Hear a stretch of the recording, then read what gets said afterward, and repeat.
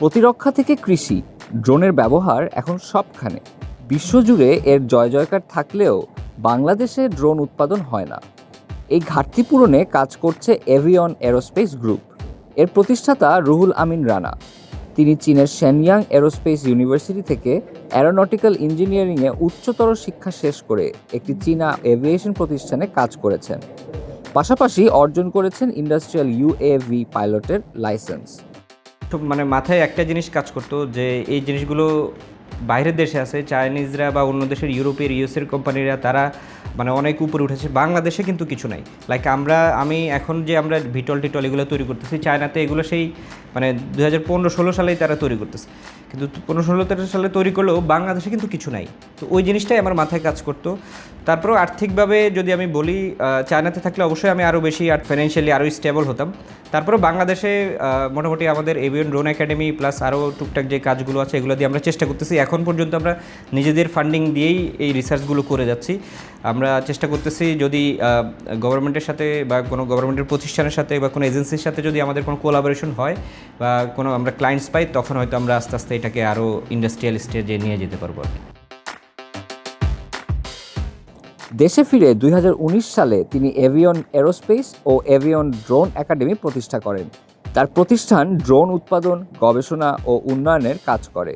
তাছাড়া প্রায় 200 জনকে পাইলটের প্রশিক্ষণ দিয়েছে। রানা মনে করেন ড্রাইভিং ও সাঁতারের মতো ড্রোন চালানো শেখাও এখন জরুরি। আচ্ছা, বাংলাদেশের জন্য আমাদের যে চিন্তাটা সেটা হচ্ছে কস্ট কমানো। কারণ আমি যে ড্রোনগুলোর কথা বললাম, এই সবগুলো ড্রোন কিন্তু চাইলে বাইরের দেশের বিদেশি কোম্পানির কাছে কিন্তু আছে, চাইলে আমরা টাকা পে করলে কিনে নিয়ে আসতে পারবো।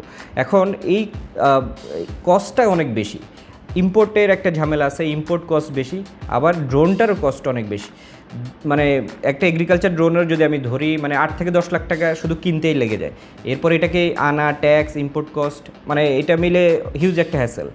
তো সিমিলার জিনিস, সেম টেকনোলজি, সেম জিনিস আমরা লোকালি যদি বানাই, এটা 3 থেকে 4 গুণ কম কস্টে লোকালি বানানো সম্ভব। এবং সবচেয়ে যে বড় সুবিধাটা সেটা হচ্ছে আমাদের থেকে যদি ড্রোন নেয় তাহলে এটার যেই আফটার সেল সার্ভিস, কোনো একটা নষ্ট হয়ে গেলে আবার কিন্তু বিদেশি ড্রোনের ক্ষেত্রে আবার ওখানে পাঠানো, এটা আমার মনে হয় না কেউ কখনো পাঠাইতে পারছে নাকি।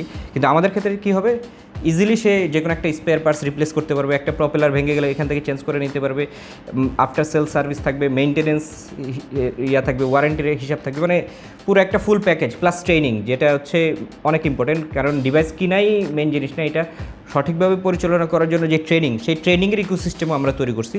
সো সেই আমাদের থেকে maintenance, training, after sale service সবই পাবে। সো এটা আসলে বলা যেতে পারে পুরো ড্রোনের একটা ইকোসিস্টেম নিয়ে আমরা কাজ করার চেষ্টা করতেছি, যাতে কোনো একজন ক্লায়েন্টসকে বাইরের দেশের প্রতি আর তার মুখাপেক্ষি হতে না হয় বা ডিপেন্ডেন্সি না থাকে, যাতে সে বাংলাদেশি কোম্পানির কাছেই সব কিছু এক ওয়ান স্টপ সলিউশন হিসাবে পায়।